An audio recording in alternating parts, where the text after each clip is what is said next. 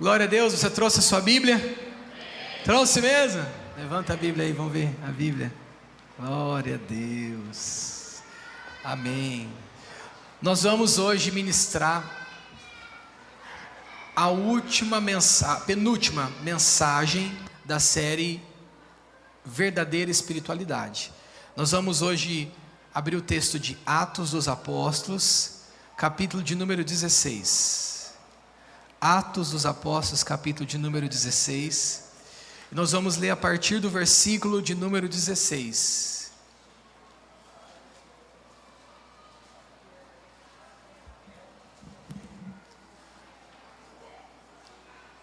Atos dos Apóstolos 16. A partir do versículo de número 16. Nós vamos ter então a ministração de hoje. E a última será a semana que vem. O título da mensagem, do sermão de hoje é A Fé como diz a Escritura. A fé como diz a Escritura. Podemos dizer juntos? A fé como diz a Escritura. Daqui por essa frase você já imagina que a fé que nós temos, ela é e ela deve ser como diz a Escritura. Você vai entender isso. Eu acredito que essa palavra vai trazer muita iluminação para o seu caminho. Quantos creem no que eu estou dizendo? Amém? Todos acharam? Atos 16 diz assim, ó. Aconteceu que indo nós à oração, nos saiu ao encontro uma jovem que tinha um espírito de adivinhação, um espírito piton, aqui no grego, que é uma serpente mitológica grega, que guardava o oráculo de Delfo, no meio dos gregos. Então ela tinha um espírito maligno, que era conhecido. Lucas, ao registrar Atos, fala, este espírito estava sobre essa jovem, a qual adivinhando dava lucro aos seus senhores. Satanás promovia lucro em Filipos, através dessa jovem, a senhores, que colocava essa jovem para adivinhar o futuro de pessoas. O texto diz que, versículo 17, esta, seguindo a Paulo e a nós, clamava, dizendo, estes homens que vos anunciam o caminho da salvação, são servos do Deus Altíssimo. Então o diabo às vezes fala a verdade, então. Isto fez ela por muitos dias. Não sei porque Paulo demorou tantos dias ouvindo isso dela. Mas aqui diz que, mas Paulo, perturbado, voltou-se e disse ao espírito, que estava na moça, em nome de Jesus Cristo te mando que saias dela, e na mesma hora saiu. Há poder no nome de Jesus. Alguém pode dizer amém? E vendo seus senhores que a esperança do seu lucro estava perdida, prenderam Paulo e Silas e os levaram à praça, à presença dos magistrados. Paulo havia feito algo bom ou ruim aqui, irmãos? Bom, libertou uma moça. Mas aqui o texto diz que eles foram presos, Paulo e Silas foram presos, e levados à presença das pessoas na praça, humilhados. O texto diz que apresentando-os aos magistrados, disseram, estes homens sendo judeus, perturbaram a nossa cidade. Expõem costumes que não nos é lícito receber nem praticar, visto que somos romanos. E a multidão se levantou unida contra eles. Filipos era uma colônia grega, administrada por Roma, pelos romanos. E esse povo era politeísta, né? Eles acreditavam em vários deuses. Eles se levantaram contra Paulo e Silas, porque viram que ele estava, ao expulsar o demônio daquela moça, eles estavam trazendo costumes diferentes do que os seus deuses ensinavam. Quem é esse Jesus? Quem é esse Jesus que eles falam no nome dele e os nossos adivinhadores perdem a habilidade de adivinhar? E eles ficaram irados com isso. O texto diz que os magistrados, os juízes, rasgaram as suas vestes e mandaram açoitar eles com varas. Açoita eles. O texto não diz aqui, mas os açoites romanos era 40 menos 1, né? Eram 39 chibatadas nas costas. com um pedaço de osso na ponta. Paulo e Silas provavelmente sofreram esse tipo de chibatada, ou varas. Eles tomavam varada nas costas, e com certeza ficaram muito machucados, muito. O texto diz que havendo-lhes dado muitos açoites, a Bíblia está dizendo muitos açoites, levaram à prisão, mandaram o carcereiro que os guardasse com segurança, o qual, tendo recebido tal ordem, lançou no cárcere interior. As prisões romanas eram divididas por cárcere interior e cárcere exterior. O cárcere interior era o cárcere onde se colocavam os prisioneiros mais perigosos. Era um cárcere mais insalubre, um cárcere mais difícil de se até mesmo fazer necessidades básicas. Paulo e Silas, o apóstolo do Senhor e Silas era um profeta, estavam no lugar considerado para piores criminosos, o cárcere interior.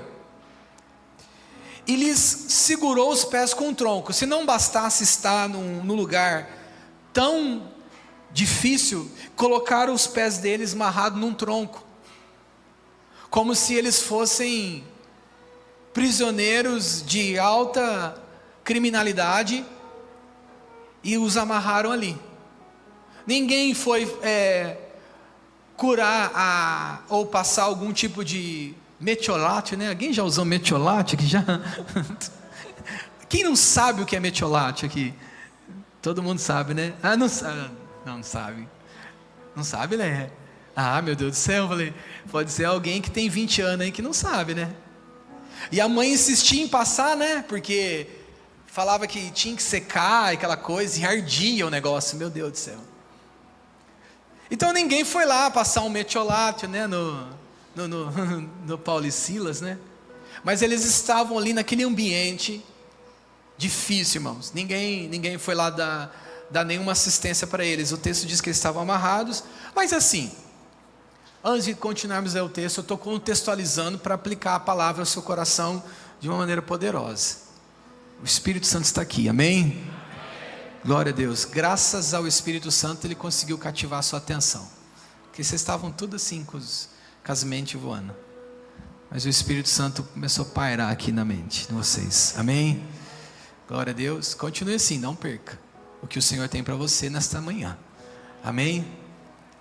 E aí o texto vai dizer que eles estavam chorando, murmurando e falando: ninguém me ligou, ninguém curtiu a minha foto, o pastor não me mandou mensagem essa semana, o irmão nem me cumprimentou, nossa, ninguém sabe que eu estou passando por esse diagnóstico difícil, eu estou internado, ninguém me visitou, eu estou passando por dificuldades financeiras, ninguém perguntou se eu preciso de ajuda. Eles estavam na prisão interna, machucados, amarrados num tronco. E o que eles estavam fazendo? Vamos ler. Versículo 25 diz assim: que perto da meia-noite Paulo e Silas faziam o que, irmãos? Não, eles não estavam fazendo isso não, eles estavam procurando alguém para ligar, para poder tirar eles dali. Está procurando um advogado, Pedro. Cadê o telefone do advogado para tirar a gente daqui? Precisamos ver esse advogado, quanto que ele vai cobrar? Não sei, Silas, não sei. Mas o que eles estavam fazendo? Podemos dizer juntos: eles oravam e cantavam. Mas vocês não entenderam o que eles estavam fazendo, não? Podemos dizer com mais força: eles oravam, eles oravam, eles cantavam, eles cantavam.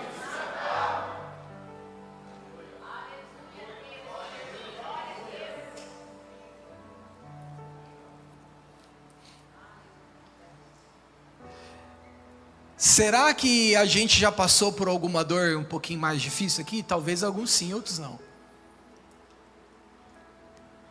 Será que nós passamos por dificuldades iguais ou piores? O que a gente fez? O que a nossa fé produziu nesses momentos? O texto diz que eles oravam e cantavam a Deus. Não, peraí. Eu acho que nós estamos lendo errado. Eu acho que eles estavam pedindo assim: Deus nos livra daqui. Eles estavam pedindo isso, irmãos? A gente não sabe. Não há nenhuma ênfase nesse texto. Deus nos livra daqui. Não diz isso. Mas o texto diz que eles oravam e cantavam, e os outros presos estavam escutando. Às vezes a gente pensa que ninguém está nos vendo, mas enquanto você está orando, enquanto você está cantando, tem alguém te vendo. Deus fez essa pessoa olhar para você, para que você seja um testemunho para a glória de Deus. Então preste atenção no que você está fazendo, porque alguém está escutando, alguém está vendo. E aí o de repente de Deus, mais uma vez em Atos, acontece. De repente, pode repetir comigo? De repente, sobreveio um tão grande terremoto. Essa parte não precisa repetir, é só o de repente. Um tão grande terremoto que os alicerces do cárcere se moveram, logo se abriram as portas e foram soltas as prisões de todos. Quando Deus te abençoa, Ele abençoa até quem está perto. Aleluia. Não foi assim Ló? A Bíblia diz que Ló abençoou, foi abençoado por causa de Abraão. Deus abençoou Ló por causa de Abraão. Vamos orar. Senhor, nós te louvamos, nós te agradecemos, nós bendizemos o teu santo nome e pedimos que a tua palavra gere vida entre nós. Renova o nosso coração, Senhor, abre os nossos olhos para ver a tua verdade, em nome de Jesus. E a igreja diga amém.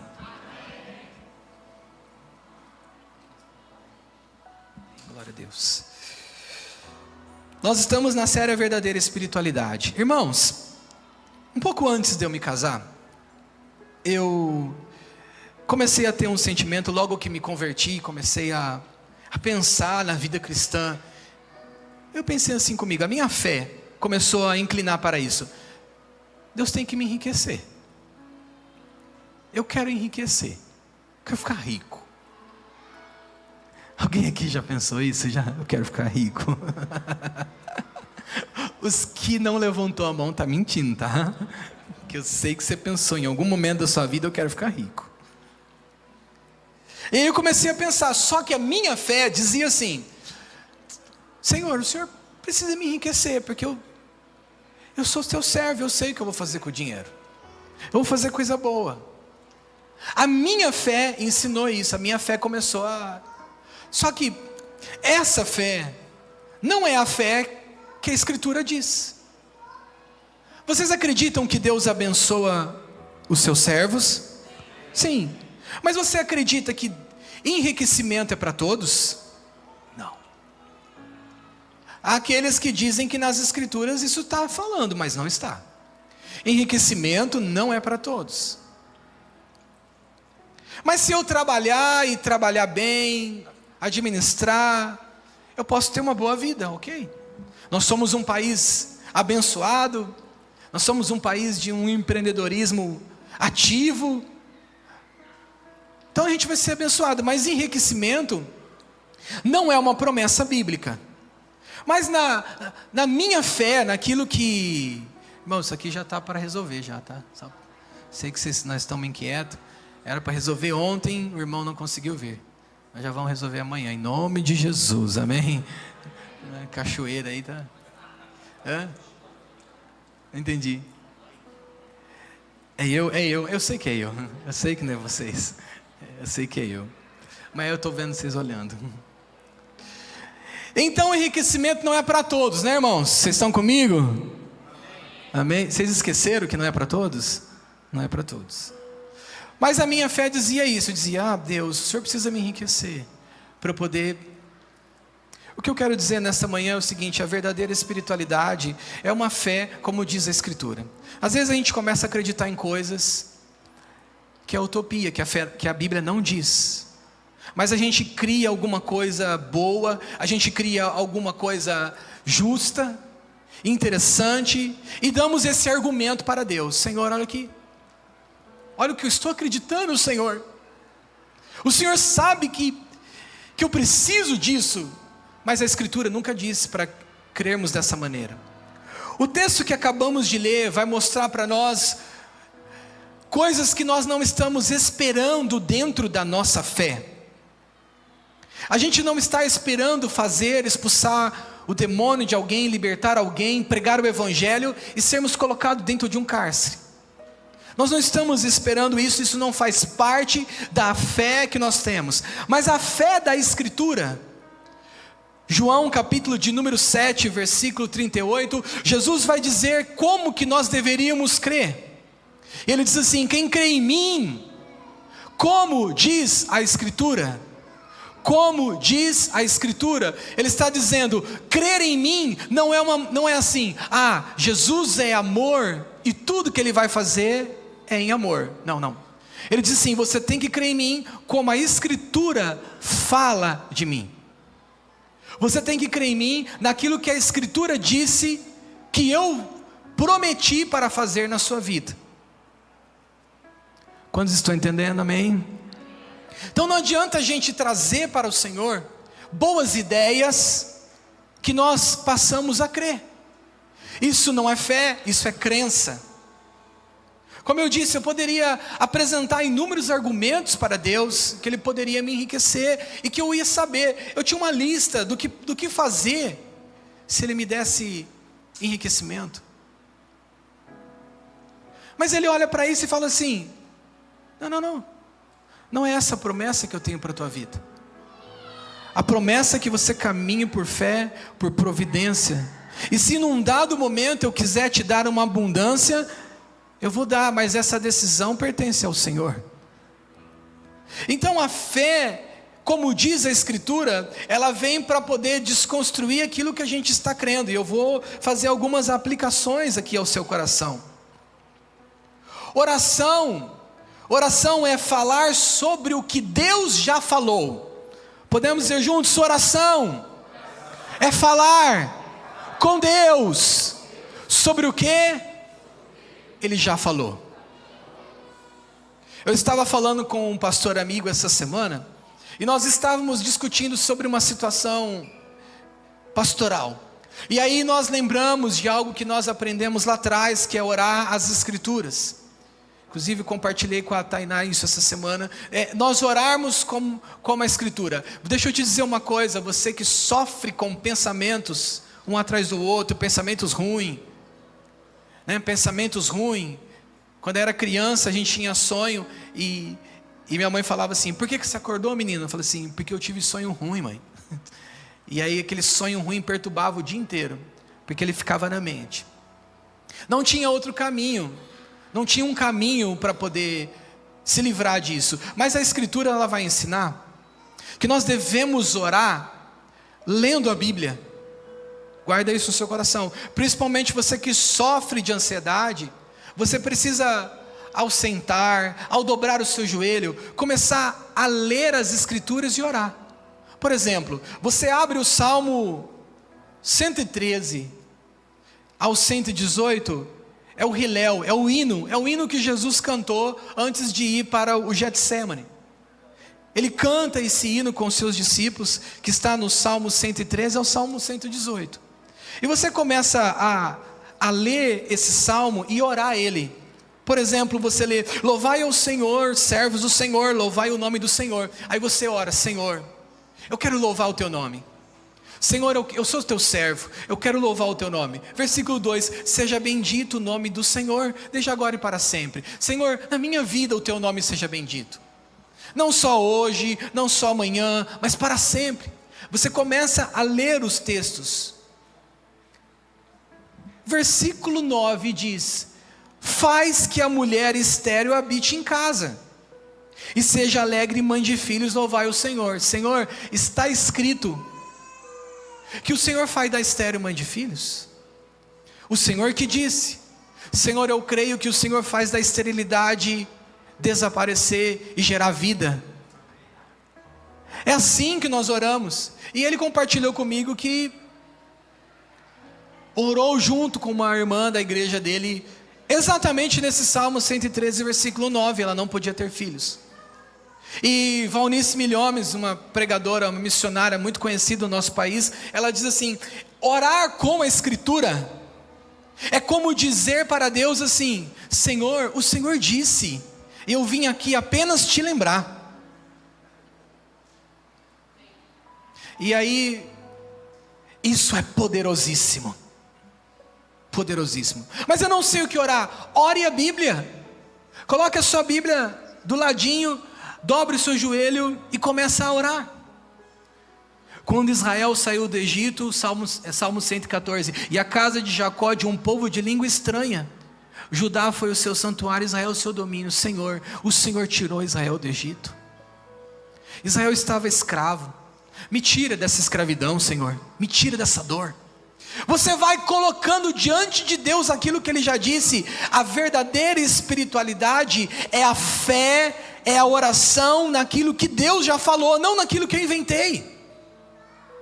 Quando estou entendendo nessa manhã? Aí você vai ver a necessidade extrema e urgente de você ler a Bíblia, de você orar a Bíblia. Então a fé dentro da espiritualidade verdadeira é a fé como diz a Escritura. Eu não posso chegar para Deus e dizer assim: Senhor, o Senhor prometeu que me daria um carro novo. Não tem essa promessa. Não existe essa promessa na Escritura. Mas Ele prometeu que iria me prover. Ele me prometeu que se eu deleitar nele, satisfaria o desejo do meu coração. Senhor, o desejo do meu coração é esse, mas está escrito no Salmo 37, que se eu deleitar, se eu esperar, se eu descansar em Ti, o Senhor vai satisfazer o que deseja meu coração. É a Tua promessa. Quantos estão entendendo? Pode dizer amém? Amém. Então a verdadeira espiritualidade não é colocar um pensamento positivo de que vai acontecer. Vai acontecer, vai acontecer, vai acontecer. A verdadeira espiritualidade é confiar no caráter de Deus. É confiar no caráter do Senhor. Quando Ele te chamou para ser filho, filha, Ele estava te chamando para confiar e entender e se relacionar a partir do seu caráter. Você sendo pai, o filho te pede alguma coisa, você não fica com o coração aberto para doar? Mas também às vezes o seu coração disciplina quando você vê assim: não é tempo de eu dar algo para esse menino. Mas você vai em algum momento fazer alguma coisa, porque ele pediu. Às vezes ele lembra daquilo que você falou. Eu comprei um marca-textos da Isabel, irmãos. Meu Deus, se você comprar alguma coisa da Isabel, você paga, marca a página, né? Marca a página. Se você comprar alguma coisa dela, paga rápido. Que a bicha é terrível. Ela me vendeu na quinta-feira. Ela ficava assim: pai, é R$8. Ela vendeu. Pai, você já está com dinheiro? Eu falei: filho, não estou com dinheiro em espécie. Tua mãe vai arrumar tal, e a hora que ela arrumar, eu vou passar para quando tua mãe não resolve. Sexta-feira: pai, você já está com dinheiro? Meu Deus do céu. A hora que eu tiver com dinheiro, eu vou te dar, Isabel. Aí ela: pai, eu falei: Isabel, vamos combinar assim? Qual que é o prazo de pagamento, pelo amor de Deus? O prazo de pagamento, que dia que é? Ah, pai, domingo. Tá bom, domingo. Até domingo não me fala mais nada desse pagamento. Deixa eu arrumar os R$8. Eu estava dando uma canseira nela também. Mas assim, irmãos, eu prometi para ela que pagaria os R$8, sim ou não? Então tem uma promessa. Ela é a filha, ela sabe a relação que nós temos. Ela sabe que ela pode pedir quantas vezes. Eu posso ficar nervoso, irmão, ela pede de novo. Aí vocês acreditam, ontem 10 e meia da noite, a gente chegou do encontro de casais. O que a Isabel falou? pai, cadê os R$8? Olhei para ela, eu nem respondi. Mas dentro do meu coração eu estou desesperado para acabar o culto hoje, eu pagar os R$8. Meu Deus do céu. Mas esta relação, ela só existe com tanta segurança no coração dela, porque eu prometi.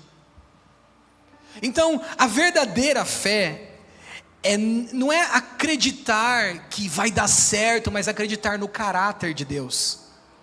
O caráter do pai dela disse para ela, qual que é o prazo de pagamento? Domingo. A ansiedade dela não deixou o domingo chegar. Mas o caráter do pai dela já foi dito, filha, eu vou te pagar. A fé, segundo a Escritura, exige renúncia. O progresso, irmãos, em uma renúncia, não é quando nós estamos recebendo, mas o quanto nós estamos renunciando, o quanto nós estamos entregando. A gente pensa assim que o progresso na fé é o tanto que a gente está recebendo. Não, o progresso na fé é o quanto eu estou entregando. Um segundo ponto aqui do texto, voltamos lá no capítulo 16 de Atos, versículo 22 e 23.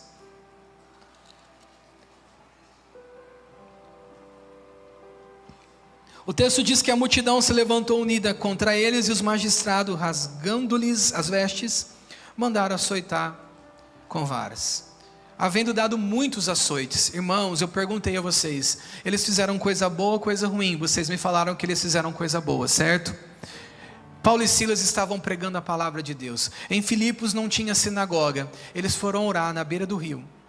Filipos, sendo, como eu disse, uma cidade colonizada por romanos, tinha vários deuses. Mas tinha uma oração ali na beira do rio. Olha o que a Escritura está registrando. A Escritura não está registrando uma grande conferência. A Escritura não está registrando uma mega igreja. A Escritura está registrando 2 homens que foram para a beira de um rio orar. Encontraram ali uma mulher cujo nome Lídia, ela se converteu. Nos dias seguintes desta oração ali na beira do rio, eles encontram essa jovem, expulsa esse demônio no nome de Jesus. E por estar fazendo toda esta obra em Filipos, na Macedônia, debaixo de uma direção de Deus, eles receberam açoites e prisões. Deixa eu dizer uma coisa, o versículo 22 e 23 mostra para nós que a verdadeira fé, a verdadeira espiritualidade traz consigo os sofrimentos do autor. A Bíblia diz assim que Jesus é o autor e consumador da nossa fé. Então, a fé traz consigo os sofrimentos do autor. A promessa que promete acabar com o sofrimento aqui é falsa. As promessas que prometem acabar com os sofrimentos da vida, elas são falsas à luz da Escritura. Romanos 8,18 diz assim: considero que os nossos sofrimentos atuais não podem ser comparados com a glória que em nós há de ser revelada. Então os nossos sofrimentos atuais, há uma glória que há de ser revelada. O apóstolo Paulo ousa dizer que nós estamos sofrendo hoje para que nós possamos completar o resto dos sofrimentos de Jesus. Se nós cremos em Cristo, se nós renunciamos a nossa vida, como o pastor Fábio leu aqui no início, se entregamos a vida para aquele que é o autor e consumador da fé, a Bíblia está nos ensinando que a fé traz consigo sofrimento.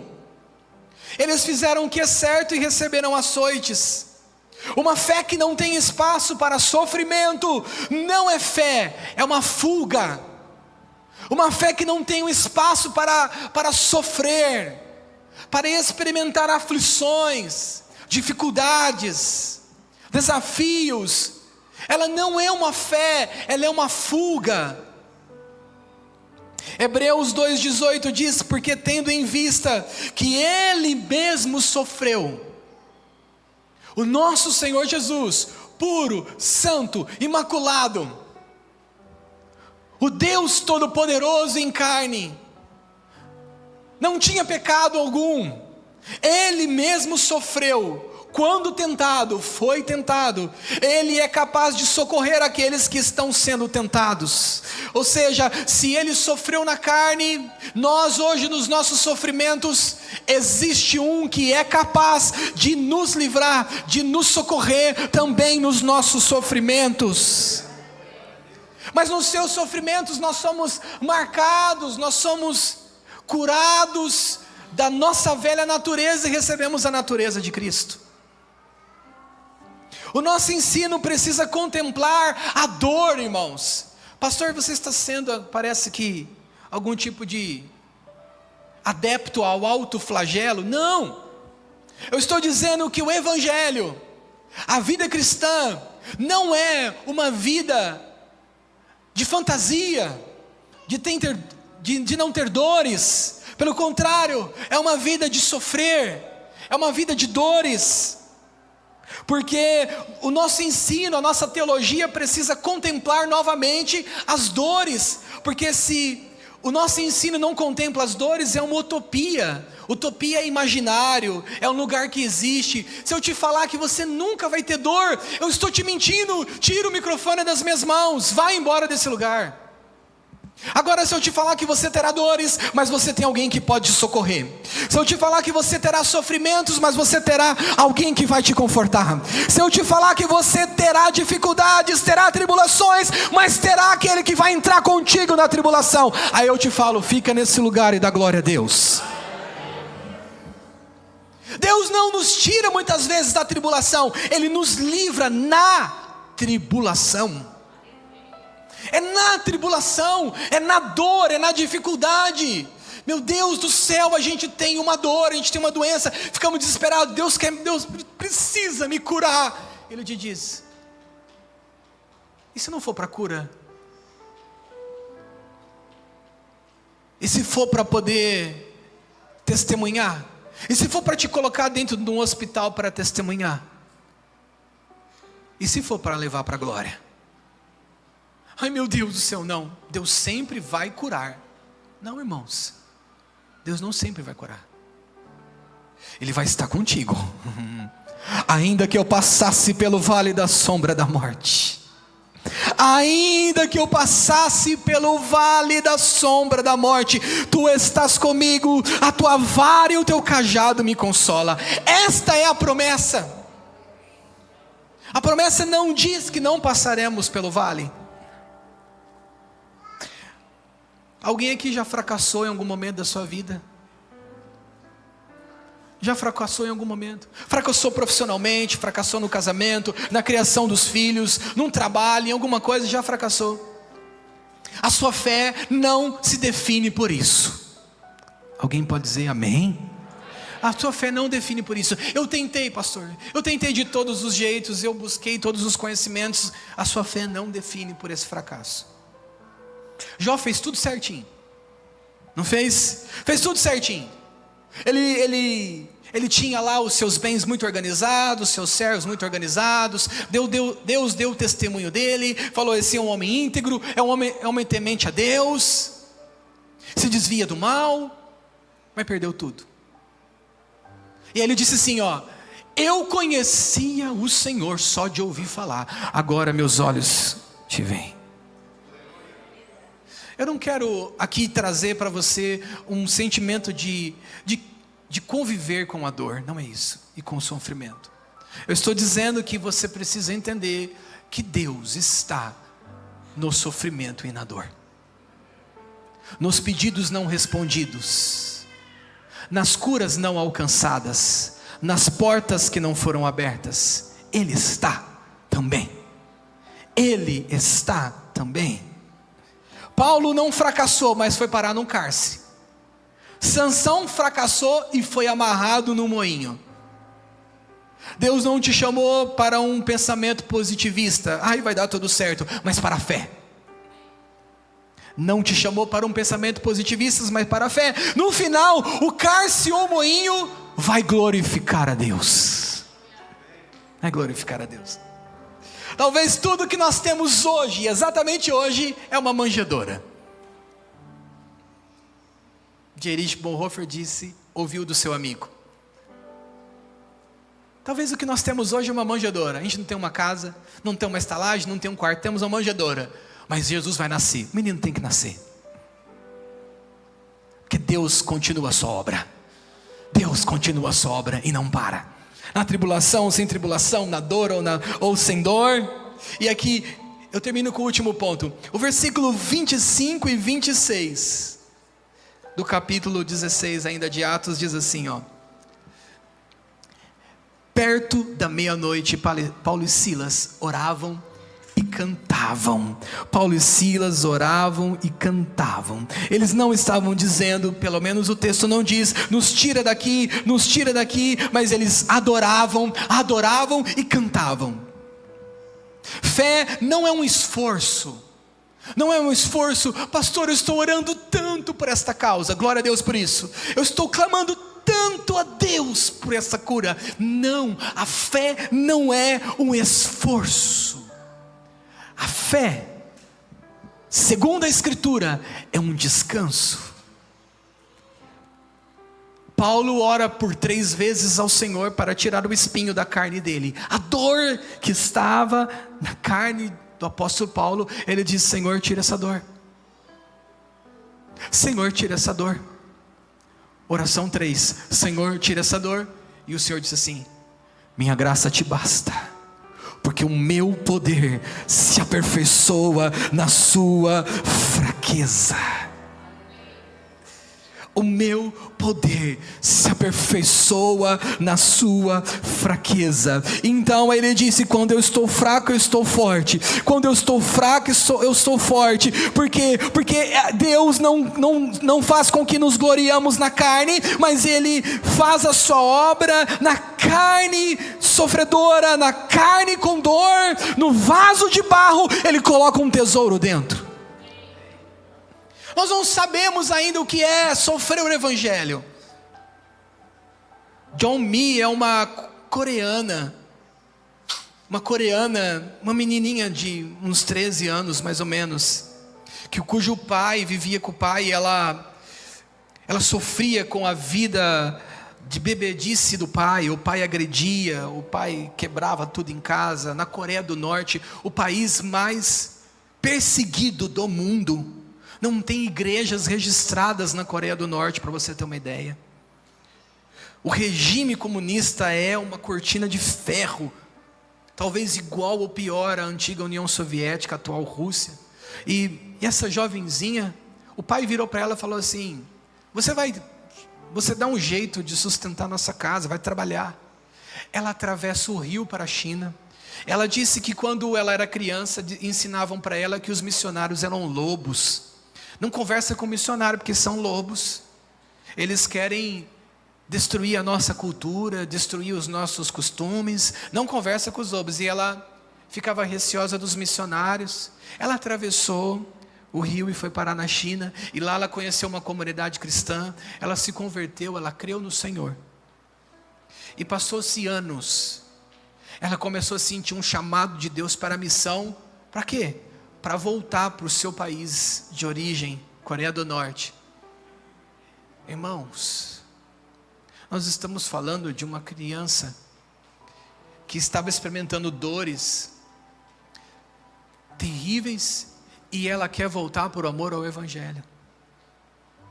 O relato das portas abertas, ao testemunhar ela retornou para a Coreia do Norte para poder pregar o Evangelho para os seus conterrâneos. Não se importando com dor, não se importando com sofrimento, mas olhando para o autor e consumador da sua fé. E o que dizer de uma outra jovenzinha chamada Rumana, de Bangladesh, residia numa aldeia de Bangladesh, onde a predominância muçulmana é terrível. Era hostilizada na escola,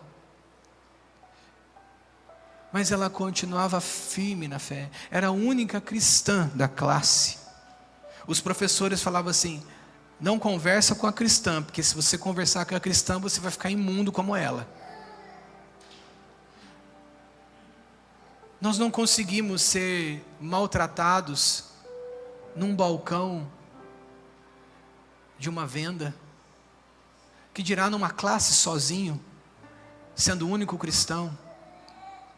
Então nós estamos alterando a fé nesses dias, porque a fé verdadeira é aquela que adora aquele que decide.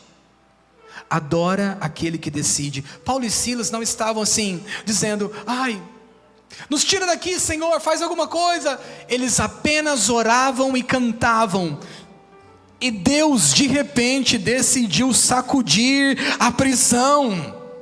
Deus de repente decidiu a sacudir a prisão. O de repente talvez pode acontecer na sua vida hoje, se você continuar orando, adorando, orando e adorando. Às vezes há um milagre que está por vir, um chamado que está por vir, uma cura que está por vir, uma visitação, uma porta aberta ou uma porta fechada, um grande terremoto ou uma brisa suave. Há um de repente de Deus, vai acontecer se a adoração prevalecer.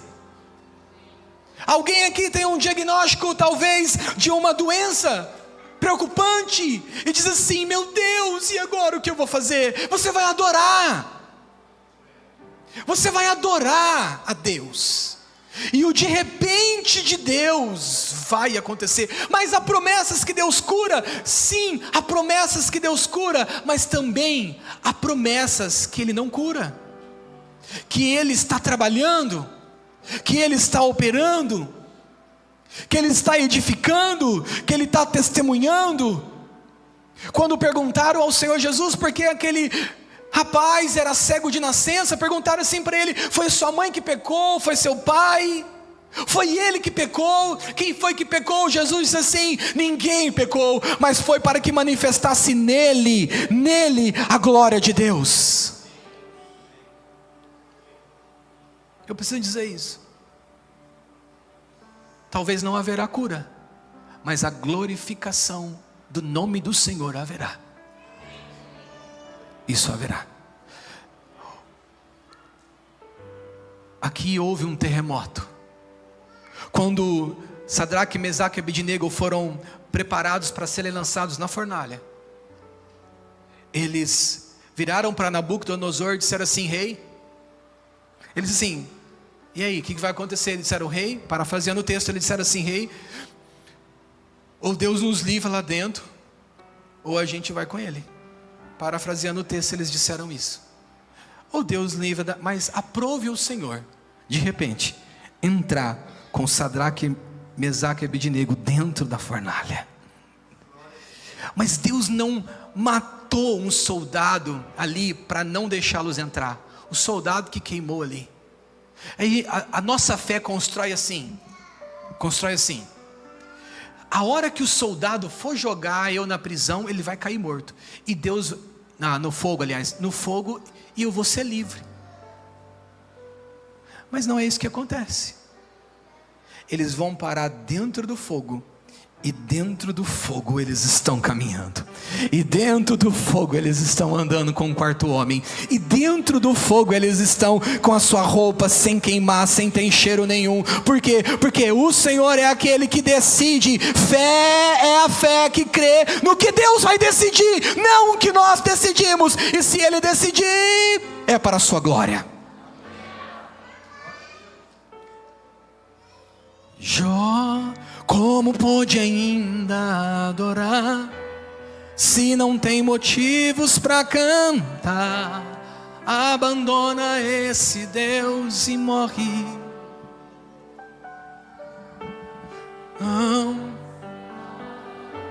Oh Jesus,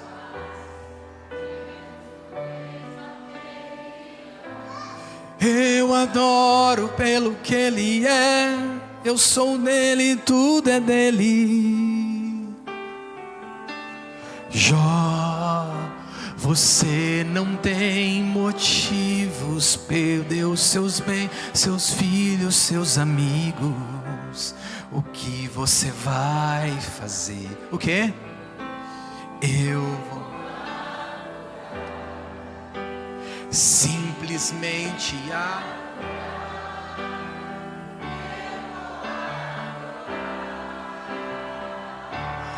Deus me deu. Aleluia! no nome do Senhor.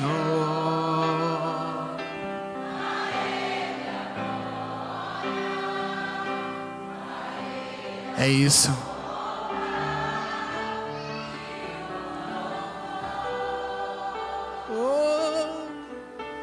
Jó, como pode ainda adorar se não tem motivos pra cantar? Abandona esse Deus e morre. Mas nós não vamos abandonar, nós vamos crer. Mas não adoro pelo que Ele faz, nem menos por bens materiais. Eu adoro pelo que Ele é. Eu sou dele, tudo é dele. Jó, você não tem motivos, perdeu seus bens, seus filhos, seus amigos. O que você vai fazer? E o que você vai fazer? Eu vou adorar, simplesmente adorar. Eu vou adorar. Deus me deu, Deus tomou. Bendito seja o nome do Senhor.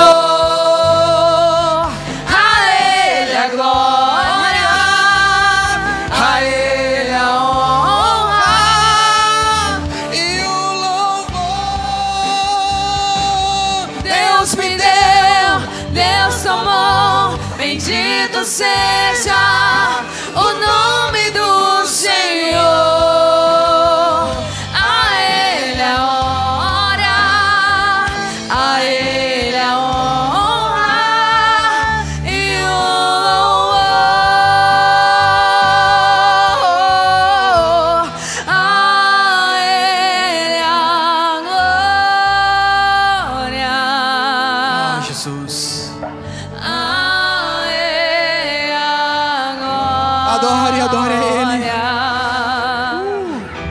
E a Ele a glória.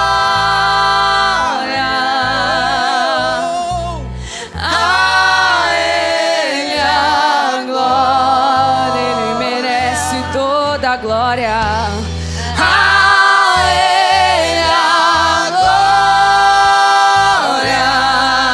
Ele toda a glória. A Ele a glória.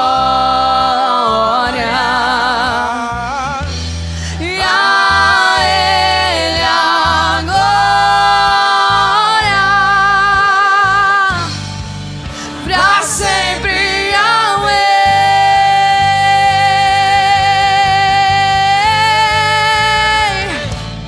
Deus me deu, Deus tomou. Bendito seja